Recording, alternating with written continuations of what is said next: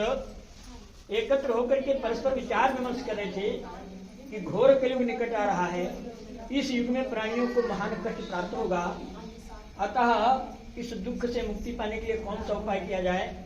इस प्रकार से समस्त ऋषिगण नैमिषारण्य तीर्थ पर विचार विमर्श कर रहे थे। उसी समय व्यास जी के परम शिष्य पौराणिक श्री सूत जी महाराज अपने शिष्यों के समेत उस स्थान पर पधारते हैं। तो सूत जी को आया हुआ देख करके समस्त ऋषिगण खड़े हो जाते हैं, उनका अभिवादन करते हैं, स्वागत करते हैं। तत्पश्चात समस्त ऋषियों को यथाउचित आसन देकर के श्री सूत जी महाराज को उत्तम और पवित्र आसन देकर के ऋषियों ने श्री सूत जी महाराज का पूजन किया।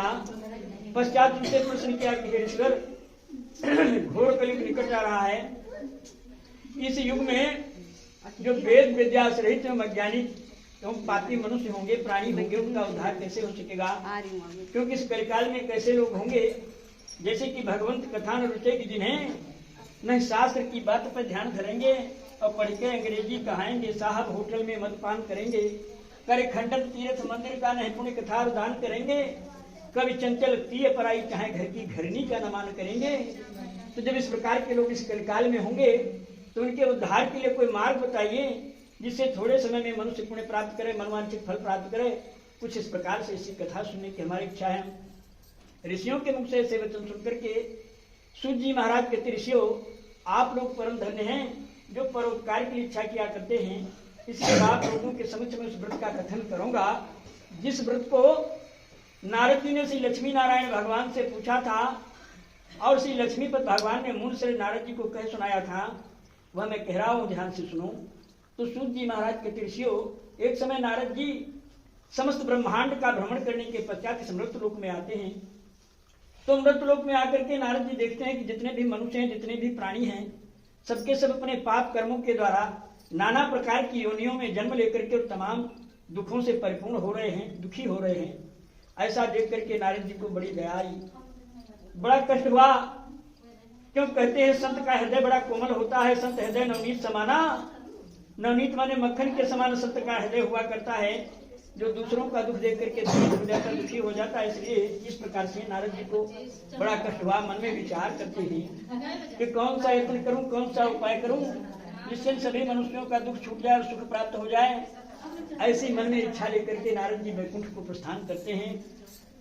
और वैकुंठ में पहुंच करके नारद जी देखते हैं कि श्वेत वर्ण और 4 भुजाओं वाले देवों की नारायण जी, जिनके हाथों में शंख चक्र गदा और पद्म धारण किए हुए हैं, कंठ में वनमाला सुशोभित हो रही है, ऐसे देवों के देव भगवान विष्णु को देख करके नारद जी साष्टांग दंडवत करते हैं और नाना प्रकार से भगवान की स्तुति प्रार्थना करने लगे।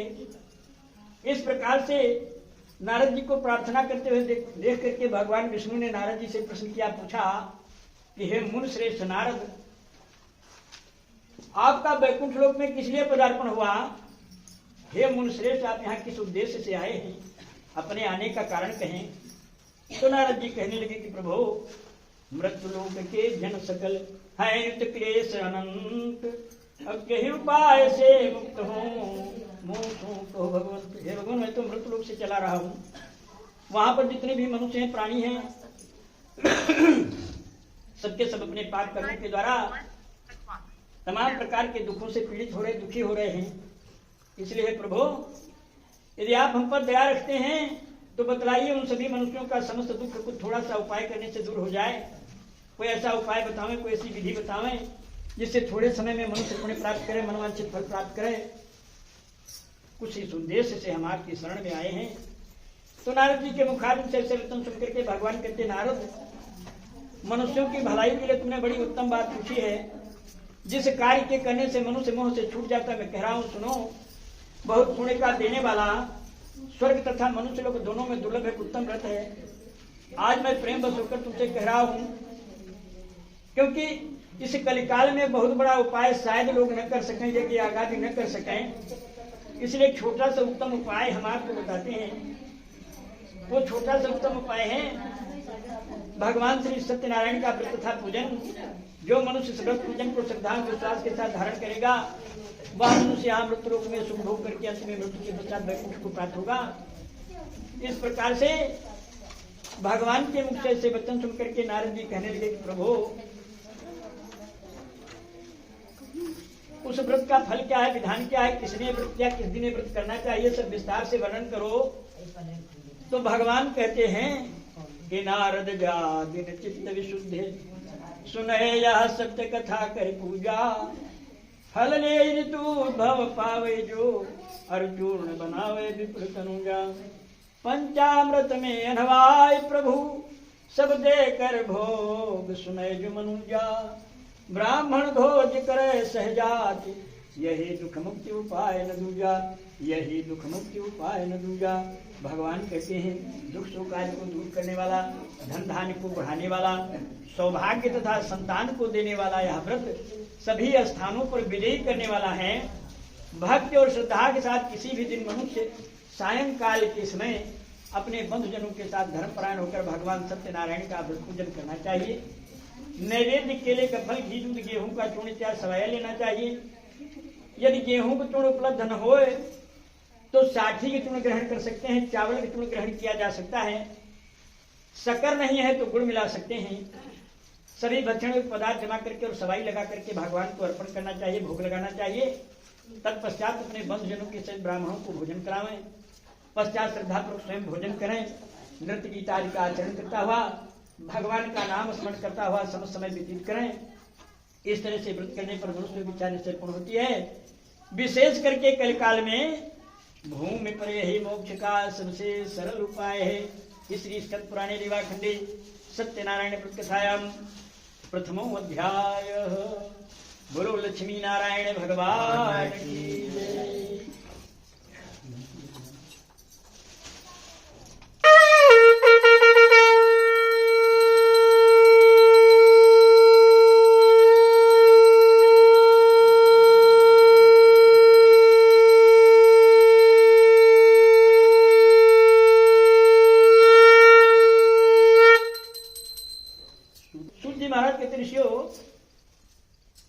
अब आगे कथा कहता हूं, आप लोग सुने। कहते हैं पुराने समय में सुंदर काशीपुरी नगरी में एक अति निर्धन ब्राह्मण रहा करते थे। उनका नाम सतानंद था। वे बेचारे इस प्रकार से निर्धन थे, गरीब थे कि दिन भर भिक्षा के लिए पृथ्वी पर भ्रमण किया करते थे। इस प्रकार से ब्राह्मणों को प्रेम करने वाले भगवान ने उस दुखी ब्राह्मण को देखा तो भगवान को दया आ गई, क्योंकि भगवान को ब्राह्मण अधिक प्रिय हैं। जैसा कि भगवान ने स्वयं कहा है, यह जग में अद्भुत प्रसंग है और मम एक विशेष अंग है। भगवान ने ब्राह्मण को अपना विशेष अंग माना है। वैसे तो सभी मनुष्य सभी प्राणी भगवान के अंग हुआ करते हैं, परंतु ब्राह्मण को भगवान विशेष मानते हैं। तब भगवान ने एक बूढ़े ब्राह्मण का वेश धारण किया और उस सतानंद ब्राह्मण के समीप जाकर के बड़े आदर के साथ पूछते हैं कि हे ब्राह्मण देवता, नित्य दुखी होकर के पृथ्वी पर क्यों भ्रमण किया करते हो? उस समस्या को मैं सुनना चाहता हूँ। तो ब्राह्मण कहने लगा कि हे प्रभु, हे वृद्ध ब्राह्मण देवता, मैं तो बहुत ही निर्धन गरीब ब्राह्मण हूँ। भिक्षा के लिए दिन भर पृथ्वी पर भ्रमण किया करता हूँ। कहते हैं नहीं क्षुधा सम दुख को और न ही सुखमान समान, नहीं क्रोध सम शत्रु है जग में और महान। इसलिए यदि आप इसका कोई उपाय जानते हो तो कृपा करके बताएं, जिससे इस भिक्षा मांगने से मुक्ति मिल जाए और हमारी निर्धनता समाप्त हो जाए, हमारी गरीबी समाप्त हो जाए। इस प्रकार से ब्राह्मण के मुख से ऐसे वचन सुन करके वृद्ध ब्राह्मण रूपी भगवान कहते कि ब्राह्मण देवता, तुम हमारी बात मान करके भगवान सत्यनारायण का व्रत पूजन करो, जिसके करने से मनुष्य सभी दुखों से मुक्त हो जाता, छूट जाता है। इसलिए तुम भगवान सत्यनारायण का व्रत पूजन करो, जिससे तुम्हारी समस्त मनोकामनाएं पूर्ण हो जाएंगी। इस प्रकार से वृद्ध ब्राह्मण रूपी भगवान ने उस ब्राह्मण सतानंद को व्रत का सारा विधान समझाया। पश्चात अंतर ध्यान हो गए तो ब्राह्मण देवता बेचारे मन में विचार करते हैं कि दिन भर भिक्षा मांगता हूं, फिर भी कुटुंब का भरण पोषण नहीं हो पाता। और बूढ़े ब्राह्मण देवता ने इतनी विधि बता दी, मैं किस प्रकार कर सकूंगा। उन्हें बड़ी चिंता हुई। उसी चिंता में पूरी रात निद्रा नहीं आई, सो नहीं सके। प्रातः काल उठे और अपने नित्य कर्म से निवृत्त होने के पश्चात अपने मन में ऐसा संकल्प लिया कि आज के दिन भिक्षा मांगने पर जो भी धन प्राप्त होगा उसी से भगवान सत्यनारायण का उत्तम व्रत करूंगा। ऐसा मन में विचार करके वे ब्राह्मण देवता भिक्षा के लिए चल पड़े। तो कहते हैं उस दिन भगवान की उन पर ऐसी कृपा हुई कि उन्हें भिक्षा में बहुत सा धन प्राप्त हुआ। कहते हैं जा पर कृपा राम की हुई तापर दया करे सब कोई, अर्थात प्रभु कृपा से उस दिन उन्हें भिक्षा में बहुत धन प्राप्त हुआ। उसी धन से वे ब्राह्मण देवता भगवान के व्रत की सभी सामग्रियों को लेकर के अपने घर गए और विधि पूर्वक भगवान सत्यनारायण का व्रत पूजन करने लगे। उस समय में वहां एक भील नाम का लकड़हारा उपस्थित होता है। लकड़ियों का गट्ठर बाहर रख करके और ब्राह्मण के मकान में प्रवेश किया। भूख प्यास से दुखी लकड़हारा ब्राह्मण को व्रत करते हुए देख करके उसे बड़ा आश्चर्य हुआ। मन में विचार करने लगा कि कल तक तो ब्राह्मण देवता भिखारी हुआ करते थे, आज इतने बड़े भवन के स्वामी हैं और भीड़ भाड़ के साथ भगवान का व्रत पूजन कर रहे हैं। सत्य है कि चींटी के पाए में बांध गेंद है, चाहे समुद्र के पार लगावे और चाहे तो रंगते राव करे और राव को द्वार द्वार फिरावे। इस प्रकार सोच करके लकड़हारा ब्राह्मण के समीप गया और हाथ जोड़ करके प्रणाम करके पूछने लगा कि हे श्रेष्ठ ब्राह्मण देवता, आप किसका पूजन करें, किस लिए कर रहे हैं, कृपा करके हमको बतावें। तो ब्राह्मण कहने लगा कि हे लकड़हारे, हमें भगवान सत्यनारायण का व्रत पूजन कर रहे हैं। ये प्रभु इस प्रकार दीनदयाल हैं कि बिना मांगे ही बहुत कुछ दे देते हैं। ये मेरा धनेश्वरी जो तुम्हें दिखाई पड़ रहा है, ये सब इन्हीं की कृपा का प्रसाद है। संसर्गजा दोष गुणा भवन्ति। जब से हम भगवान की शरण में आए हैं तब से हमको ये सब वैभव प्राप्त हुआ। इससे पहले तो मैं भिखारी हुआ करता था। इस प्रकार से ब्राह्मण के मुख से ऐसे वचन सुन करके लकड़हारा बड़ा प्रसन्न हुआ, चरणामृत लिया, प्रसाद ग्रहण किया और जल पी करके अपने मार्ग चला।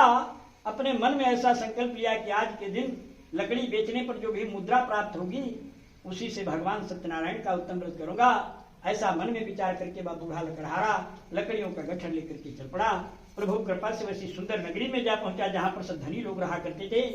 जाते उसे उन लकड़ियों का पहले दिनों की अपेक्षा दूना दाम प्राप्त हुआ। तब तो बूढ़ा लकड़हारा दाम लेकर के प्रसन्न होकर के पके केले की फली, शक्कर, घी, दूध, दही, गेहूं का चूर्ण इत्यादि भगवान के व्रत की सभी सामग्रियों को लेकर के अपने घर गया। फिर उसने अपने बंधु बांधवों को आमंत्रित करके ब्राह्मण को बुला करके विधि पूर्वक भगवान सत्यनारायण का व्रत पूजन किया। उस व्रत पूजन के प्रभाव से वह बूढ़ा लकड़हारा धन पुत्र आदि से युक्त हुआ और जब तक इस संसार में जीवित रहा सुख भोग करता रहा। अंत समय आने पर मृत्यु के पश्चात स्वर्गलोक को चला गया। तीसरी स्कंद पुराणी रीवा खंडी सत्यनारायण कथायाम द्वितीयो अध्याय। बोलो लक्ष्मी नारायण भगवान की जय।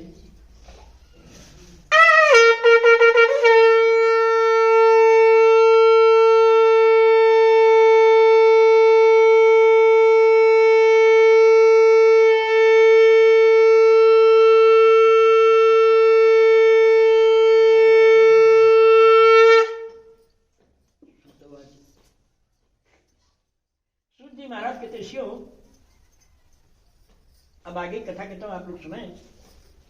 कहते पुराने समय में उल्कामुख नाम के एक राजा हुए। वे राजा सत्य बोलने वाले तथा जितेंद्रिय थे। प्रतिदिन देवस्थानों में जाकर के गरीबों को बहुत सा धन दान दिया करते थे, गरीबों की बड़ी सेवा किया करते थे।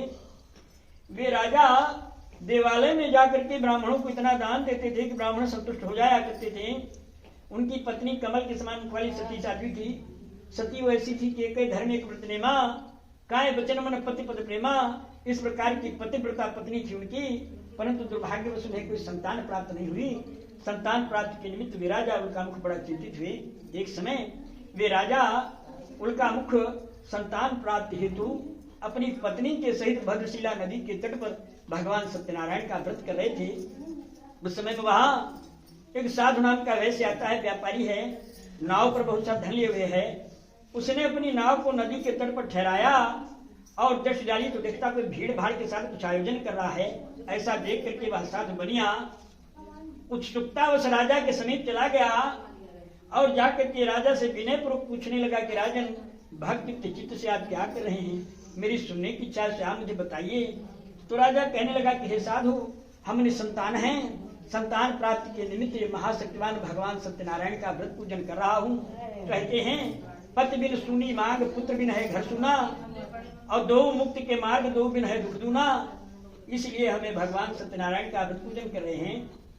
कहते हैं कि इस व्रत के प्रताप के बल से ही न सुख पाए, निर्धन धन पावे तथा रंगराव हो जाए। इस प्रकार से राजा के मुख से ऐसे वचन सुन करके साधु बनिया बड़ा प्रसन्न हुआ। भगवान का चरणामृत लिया, प्रसाद ग्रहण किया और जल पी करके राजा से कहने लगा कि राजन मेरे भी कोई संतान नहीं है, इसलिए मैं भी इस व्रत को करना चाहता हूँ, कृपा करके मुझे इस व्रत की समस्त विधि बताने की कृपा करें। तो राजा से सारा विधान सुन करके और अपने व्यापार से निवृत्त होकर के वह साधु बनिया प्रसन्नता पर अपने घर गया और अपनी पत्नी से संतान देने वाले सुव्रत का समाचार कह सुनाया। कहने लगा कि जब मुझे संतान प्राप्त होगी तो मैं भी इस व्रत को करूंगा।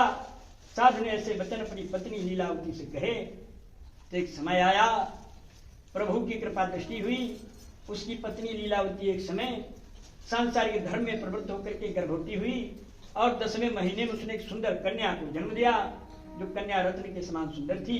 वो इस प्रकार से बढ़ने लगी जिस प्रकार से शुक्ल पक्ष का चंद्रमा कला कला बढ़ा करता है। कला कला बढ़ने से उसका नाम कलावती रख दिया गया। तब लीलावती ने मीठे शब्दों में अपने पति से कहा कि हे पतिदेव, आपने जो संकल्प लिया था कि जब संतान प्राप्त होगी तो भगवान का व्रत करोगे, इसलिए बाप उसे करिए, क्योंकि किसी कवि ने कहा है कि काल करे सो आज कर, आज करे सो अब पल में प्रलय होगी तो फिर बहुत करोगे कब, इसलिए बाप को भगवान का व्रत पूजन अवश्य कर लेना चाहिए। तो सात बनिया कहता है प्रिय, इस कन्या की बरही छठी इत्यादि में बहुत धन खर्च हो गया है, इसलिए कन्या के विवाह के समय भगवान का व्रत कर लिया जाएगा। इस प्रकार से अपनी पत्नी को समझा बुझा करके आश्वासन देकर के बाद साधु बनिया नगर में भ्रमण करने चला जाता है और इधर कलावती कन्या अपने माता पिता के घर में कला कला बढ़ती हुई अल्पकाल में बड़ी हो गई, सयानी हो गई। एक दिन अपनी सखियों के साथ नगर में भ्रमण करने निकली तो साधु बनिया की दृष्टि पड़ी। मन में विचार करता कि मेरी पुत्री तो बड़ी हो गई, सयानी हो गई, विवाह के योग्य हो गई है। अतः उसे चिंता हुई, अपने दूतों को बुला करके कहता कि मेरी पुत्री के वास्ते कुछ सुंदर सुयोग्य बड़े पुत्र को ले आओ। तो साधु बनिया की आज्ञा पाकर के दूत लोग कांचन नगर जाते हैं और वहां पर जाकर के बड़ी खोज और देखभाल करने के पश्चात एक सुंदर बड़े पुत्र को ले आते हैं। उस सुंदर लड़के को देख करके साधु बनिया ने प्रसन्नता पर अपनी कन्या का विवाह उस बड़े पुत्र के साथ संपन्न कर दिया, परंतु दुर्भाग्य उस विवाह के समय भी भगवान का व्रत करना भूल गया। तब तो श्री भगवान क्रोधित हो गए, श्राप दे दिया कि हे बनिया, भविष्य में तुझे धर्म दुख प्राप्त होगा, लोभ का फल है। कहते हैं लोभा विष्णु नरोक्त दीक्षते न उचापदम दुग्धम पश्चित मार्गारो यथा न लोगाहतिम, लोभी पर सबरुष्ट हो देव पितृ भगवान, पाता है यमलोक में वह न कभी सम्मान, वह न कभी सम्मान, सुनो कंजूस भयानो, दुख लहके लोक और नरक को करे पयानो, चंचल भूतल भार कृपण मानव है जो भी, निश्चय रौ रौ नरक अंत में पावे लोभी। इस प्रकार से लोभ से भगवान ने उसे श्राप दिया। उधर अपने कार्य में कुशल साध बनिया अपने दामाद को साथ लेकर के नाव पर बहुत सा धन लेकर के समुद्र के रास्ते रतनसार नगर गया और वहां जाकर के राजा चंद्रकीत की नगरी में प्रसन्नता पर ससुर जमाई व्यापार करने लगे। एक दिन भगवान ने उपाय किया कि भगवान की माया के द्वारा प्रेरित होकर के कोई दो चोर राजा का बहुत सा धन चुरा करके शीघ्रता पर भागे जा रहे थे, परंतु पीछे से राजा के सिपाही भी लगे थे। सिपाहियों को देख करके चोर डर जाते हैं और डर के कारण राजा के धन को वहीं चुपचाप छोड़ देते हैं जहां पर वे दोनों ससुर जमाई बनिया विश्राम कर रहे हैं, ठहरे हुए हैं। चोर तो धन छोड़ करके रफू चक्कर हो जाते, भाग जाते हैं, परंतु सिपाहियों ने देखा कि राजा का समस्त धन यहाँ रखा हुआ है तो उन्हें दोनों बनियों को चोर समझ करके सिपाही लोग बांध करके राजा के समीप ले जाते और कहते राजा ने दोनों चोर हैं जो आपका धन चुरा कर भागे हुए थे, अब इनके लिए क्या क्या है। तो राजा की आज्ञा से उन्हें कठिन कारावास में डाल दिया गया और उनका जो धन था समस्त धन राजा ने अपने महल में रखवा लिया था, छीन लिया। वहां तो बनियों का हाल हुआ, घर पर उसकी पत्नी भी बहुत दुखी हुई।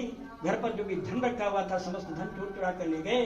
शारीरिक मानसिक पीड़ा तथा भूख प्यास से दुखी होकर के अन्न की चिंता में कलावती घर घर भिक्षा मांगने लगी। एक दिन कलावती एक ब्राह्मण के दरवाजे भिक्षा हेतु जाती है तो वहां पर उसने देखा कि मनोवांछित फल देने वाला भगवान सत्यनारायण का व्रत पूजन हो रहा है। ऐसा देख करके कलावती वहां पर रुक गई, भगवान की कथा सुनी, प्रसाद ग्रहण किया। बहुरात्रि बीतने पर अपने घर वापस आई तो माता कहती है पुत्री इतनी रात बीत गई तक तू कहाँ थी, तेरे मन में क्या है। तो क्यों कहते हैं साध बणिकर पंडित घूमे पावे मान और नीति कहा तबला फिरे तो पावे तपमान। तो कलावती कहती माता मैं तो ब्राह्मण के घर भिक्षा हेतु गई थी, परंतु वहां पर इच्छित फल देने वाला भगवान का व्रत पूजन हो रहा था, इसलिए मैं वहां पर रुक गई, भगवान की कथा सुनी, प्रसाद ग्रहण किया।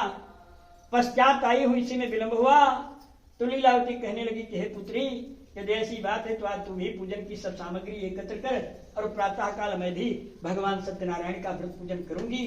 तो लीलावती ने दूसरे दिन प्रातः काल अपने बंधु बांधवों के सहित भगवान सत्यनारायण का विधि पूर्वक पूजन किया और वरदान मांगा कि हे प्रभु मेरे पति और जामाता शीघ्र वापस आ जावे। साथ ही प्रार्थना की कि हम सबका अपराध क्षमा करो, अवगुण कियो तो बहु कियो, करत नाई लाज, अवगुण मेरे बाप जो बकस गरीब निवाज।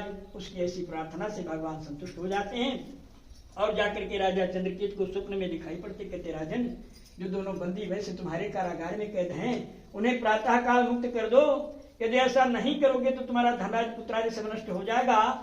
राजा को ऐसे वचन सुना करके भगवान अंतर ध्यान हो जाते हैं। प्रातः काल राजा चंद्रकेतु ने सभा में आकर के अपने स्वप्न का देखा हुआ हाल कह सुनाया। दोनों बणिक पुत्रों को कैद से मुक्त करके सभा में बुलाया। दोनों ने आते राजा को नमस्कार किया तो राजा मीठे वचनों से कहने लगा कि हे महान भाव, भावी बस दैव गति से तुम्हें ऐसा कष्ट प्राप्त हुआ, इसमें मेरा कोई दोष नहीं है। ऐसा कहकर के राजा ने उनकी हथकड़ी बेड़ी कटवाई, क्षौर कर्म करवाया, बाल बनवाए, पश्चात उनको नवीन नए नए वस्त्राभूषण धारण करवाए। इसके पश्चात उनका जितना धन ले लिया था उससे दूना धन दिलवा करके बड़े आदर के साथ विदा किया। दोनों बनिया अपने घर को चल दिए। इसलिए स्कंद पुराण लीला खंडे सत्यनारायण कथाया तृतीयो अध्याय। बोलो वृंदावन बिहारी लाल की जय।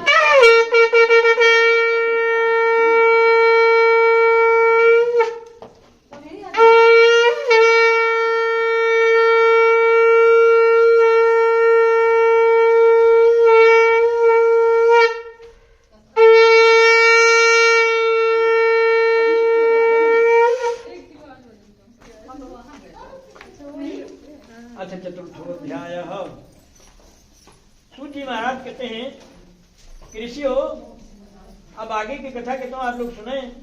कहते बनिया ने मंगलाचरण करके ब्राह्मणों को थोड़ा बहुत दान दे करके अपने नगरी की तरफ प्रस्थान करता है। बनिया था तो बड़ा कंजूस, परंतु मुफ्त में जब दूना धन मिला तो थोड़ा बहुत ब्राह्मणों को दान किया। पश्चात अपने नगरी की तरफ प्रस्थान करता है। कुछ मार्ग चलता है तो भगवान मन में विचार करते हैं कि इस बनिया की परीक्षा लेकर देखा जाए इसका हृदय शुद्ध हुआ है नहीं। अतः एक दंडी का वेश धारण किया और साध बनिया के समीप जाकर के बड़े आदर के साथ पूछते हैं कि हे साधु तेरी नाव में क्या विद्यमान है। तो अभिमानी बनिया हंसता हुआ बोला, अरे दंडी तुम क्यों पूछते, क्या धन लेने की इच्छा है। मांगे भीख और पूछे गांव की जमा। अरे तुमसे क्या मतलब है, मैं तो बनिया हूँ, मेरी नाव में नमक मसाला लता पत्राज विद्यमान है, कोई मूल्यवान वस्तु नहीं है।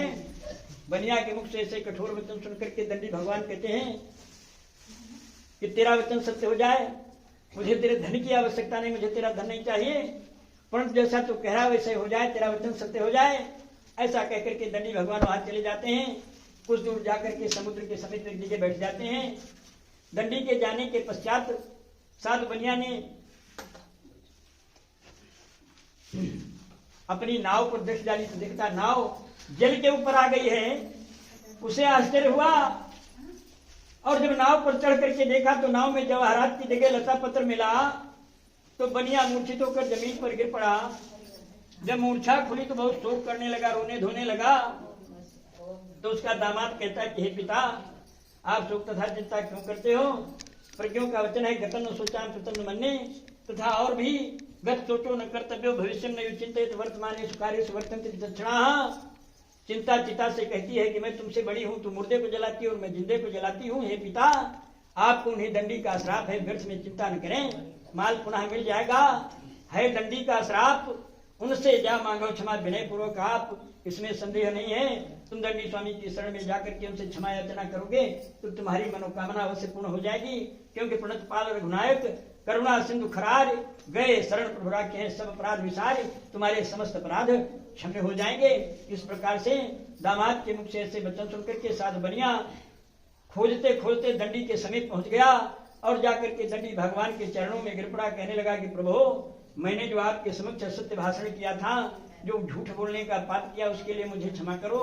ऐसा कहकर के महान शोकातुर रोने लगा। तो दंडी भगवान कहते हे साधु रो मत, तूने पूजा करने का वादा किया था किंतु अभी तक नहीं किया, इसलिए हे मूर्ख, मेरी आज्ञा से तुझे बारंबार दंड मिला है, दुख प्राप्त हुआ है, तू मेरी पूजा से विमुख हुआ है।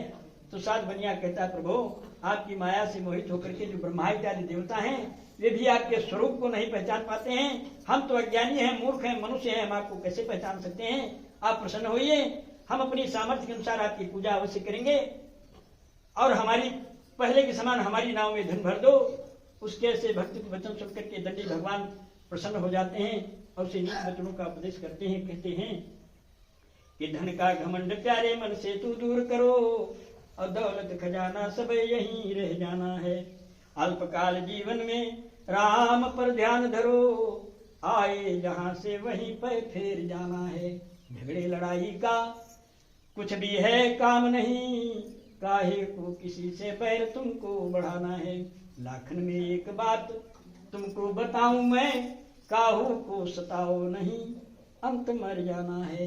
काहू को सताओ नहीं अंत मर जाना है। इस प्रकार से भगवान ने उसे समझाया बुझाया, उपदेश दिया। पश्चात उसकी इच्छा अनुसार वरदान देकर के अंतर ध्यान हो गए। तब उसने आकर के अपनी नाव देखी तो दिखता है नाव धन से परिपूर्ण है, भरी है। उसे संतोष हुआ। पश्चात वहीं पर अपने दामाद और नौकरों के साथ मिलकर के विधि पूर्वक भगवान सत्यनारायण का पूजन किया और पूजन के पश्चात भगवान का चरणामृत लिया, प्रसाद ग्रहण किया। पश्चात अपने नाव की सारी प्रसाद ग्रहण किया। पश्चात अपने नाव की सारी चीजें संभाल करके अपने नगर की तरफ पुनः प्रस्थान किया। जब अपने नगर के निकट पहुंचा तो अपने दूत को घर भेजा। दूत ने साथ के घर जाकर के उसकी पत्नी को नमस्कार करके कहता है कि सेठ जी अपने दामाद के से नाव पर बहुत सा धन लेकर के इस नगर के समीप आ गए हैं। ऐसा वचन सुन करके जो साथ की पत्नी लीलावती थी, भगवान का व्रत पूजन कर रही थी, अपनी पुत्री से कहती है कि हे पुत्री, मैं तो अपने पति के दर्शन को जाती हूँ, तुम कार्य पूर्ण करके शीघ्र चली आना। माता के मुख से वचन सुन करके कलावती ने जल्दी जल्दी पूजन समाप्त कर दिया। भगवान का प्रसाद बिना ग्रहण किए ही अपने पति के दर्शन को चल पड़ी। प्रसाद की अवज्ञा के कारण भगवान रुष्ट हो गए। उसके पति को नाव से पानी में डुबो दिया। कलावती अपने पति को न देख करके रोती हुई जमीन पर गिर गई। इस तरह नाव को डूबा हुआ था कन्या को रोता देख करके साथ बनिया बड़ा दुखी हुआ। मन में विचार करता है कि जाने अनजाने किसी देवता की माया हो अथवा दैत्य की माया हो, परंतु भगवान का महात्म्य कौन जान सकता है। कहीं भगवान के कुपित हो जाने से ऐसा न हुआ हो। ऐसा विचार करके वो भगवान की प्रार्थना करता कहता, प्रभु मुझसे या मेरे परिवार से जो कुछ अपराध बन पड़ा हो, जो कुछ भूल हो गई, उसके लिए मुझे क्षमा करो, क्योंकि मैं अपराधी जन्म का नक्सिक भरा विकार, और तुम दाता दुख भंजना मेरी करो उबार। उसकी ऐसी प्रार्थना सुन करके भगवान संतुष्ट हो जाते हैं और आकाशवाणी होती है कि हे साधु, तेरी कन्या मेरे प्रसाद को छोड़ करके अपने पति का दर्शन करने चली आई, इसलिए इसका पत्यदर्श हुआ है। यदि वह घर जाकर के प्रसाद ग्रहण करके पुनः इस स्थान पर वापस आएगी तो इसे इसका पति अवश्य प्राप्त होगा। आकाशवाणी से ऐसे वचन सुन करके कलावती ने जल्दी जल्दी घर पहुंच करके भगवान का प्रसाद ग्रहण किया। पश्चात पुनः उस स्थान पर वापस आई तो अपने पति के दर्शन किए। इस प्रकार से सात बनिया परिवार के सभी लोग प्रसन्न हुए। फिर सात बनिया ने वहीं पर अपने बंधु बांधवों के सहित भगवान सत्यनारायण का विधिपूर्वक पुनः पूजन किया और उस दिन से हर पूर्णिमा और संक्रांति को भगवान सत्यनारायण का व्रत पूजन करने लगा। व्रत पूजन के प्रभाव से आय पर्यंत जब तक इस जगत में जीवित रहा, सुख भोग करता रहा। अंत समय आने पर मृत्यु के पश्चात वैकुंठ को चला गया। जीवत सकल जन्म फल पाए, अंत अमर पति सदन सिराय। श्री स्कंद पुराणे रेवाखंडे सत्यनारायण व्रत कथायां चतुर्थोऽध्याय। बोलो लक्ष्मी नारायण भगवान की जय।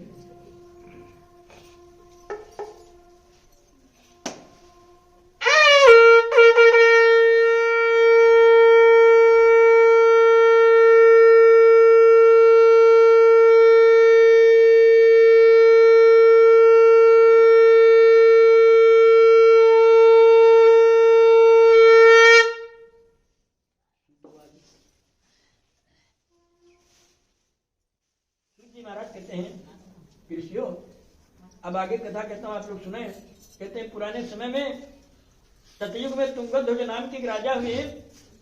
वे राजा अपनी प्रजा को पुत्र के समान मानते थे, प्रजा के पालन में सदैव तत्पर रहा करते थे। कहते हैं नीति निपुण चाहे नृपत पालक प्रजा महान, और देश शत्रु के सामने करे लम्यान कृपाण। इस प्रकार के प्रजा पालक राजा थे, परंतु भगवान के प्रसाद को त्याग देने से महान दुर्गति को प्राप्त हुए। कहते वे राजा तुंगध्वज एक समय जंगल में शिकार के लिए जाते हैं और जंगल में पहुंच करके बहुत से जंगली पशुओं का संहार करते हैं। पश्चात विश्राम हेतु एक बड़ वृक्ष के नीचे पहुंचते हैं तो वहां पर देखते हैं बहुत से ग्वाले लोग भगवान सत्यनारायण का पूजन कर रहे हैं। ऐसा देख करके वे राजा तुंगध्वज अभिमान वश न तो वहां गए और नहीं भगवान के सामने मस्तक झुकाया, नमस्कार ही किया। जब गोप लोगों ने पूजन के पश्चात भगवान का प्रसाद ला करके उनके सामने रखा तो उन्होंने प्रसाद को वहीं पर छोड़ दिया और अपनी नगरी को प्रस्थान कर गए। जब अपनी नगरी में पहुंचे तो वहां पर देखते हैं कि उनका सब कुछ नष्ट हो चुका है। उनके 100 पुत्र थे जो मृत्युशैया पर पड़े, उनका धन धान्य सब नष्ट हो गया। ऐसा देख करके राजा बड़ा विचलित हुआ, बड़ा दुखी हुआ। मन में विचार करता है कि जाने अनजाने हमसे बहुत बड़ा अपराध हुआ, हमसे भगवान का अपमान हुआ, इसी से हमारी ऐसी दुर्गति हुई है। क्योंकि भगवान में ही ऐसी सामर्थ्य है कि रंकम करो तो राजानम और राजानम रंक में धनिनम निर्धनम निर्धनम धन्यम तथा भगवान ही ऐसा कर सकते हैं। ऐसा विचार करके वे राजा तुंगध्वज उनके पैर पुनः जंगल जाते हैं और उन्हें गोप लोगों के समीप पहुंच करके भगवान की बहुत प्रकार से प्रार्थना करते विनय करते हैं। पश्चात वहीं पर उन्हें गोप लोगों के साथ मिल करके वहीं पर विधिपूर्वक भगवान सत्यनारायण का व्रत पूजन किया और व्रत पूजन के पश्चात भगवान का चरणार्थ किया, प्रसाद ग्रहण किया और जल पी करके अपने राजा होने का अभिमान त्याग करके भगवान के शरणागत होकर के जब पुनः अपनी नगरी वापस आते हैं तो प्रभु कृपा से उन्हें धनधान्य पुत्रादि पुनः प्राप्त हुआ। सब पहले जैसा तवैसे हो गया। फिर बहुत समय तक वे राजा सुख भोग करते रहे, सुखपूर्वक राज्य करते रहे। अंत समय आने पर मृत्यु के पश्चात स्वर्गलोक को प्राप्त हुए। सूत जी महाराज के तिरसियों, इस प्रकार से धरा पर जो भी मनुष्य भगवान सत्यनारायण का व्रत पूजन करेगा वह मनुष्य यदि निर्धन होता तो धन प्राप्त होता, धनवान हो जाता है।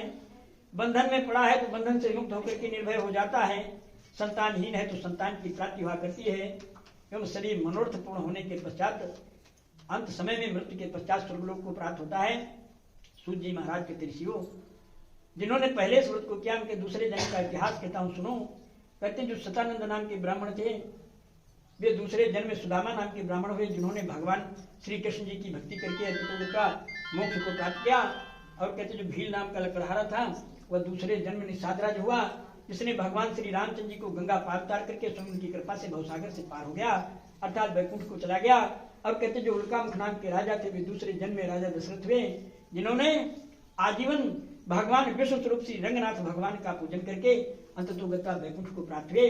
और कहते जो साधु नाम का बनिया था वह दूसरे जन्म में सत्यसंध राजा मोरध्वज हुआ। वह ऐसा सत्यवादी था कि उसने अपने पुत्र को आरे से काट करके दो भाग करके श्री कृष्ण के ब्राह्मण के सिंह को दान किया था। इस कृत्य के द्वारा उसे वैकुंठ मिला। और कहते हैं जो महाराज तुंगध्वज थे वे दूसरे जन्म में स्वयंभू मन होते हुए जिन्होंने समस्त श्रीमद भागवत की कथा श्रवण की, आजीवन जब तक इस धरा पर जीवित रहे भगवान की भक्ति करते रहे। अंत समय आने पर मृत्यु के पश्चात मोक्ष को प्राप्त हुए। सूत जी महाराज के तिरसियों, इस प्रकार से इस धरा पर बहुत से राजा हुए, बहुत से ऋषि हुए जो अपने अपने शुभाशुभ कर्मों के द्वारा अपनी अपनी गति को प्राप्त करते हुए हैं। इसलिए स्कंद पुराणे रेवाखंडे सत्यनारायण कथायाम पंचमो अध्याय। बोलो वृंदावन बिहारी लाल की जय।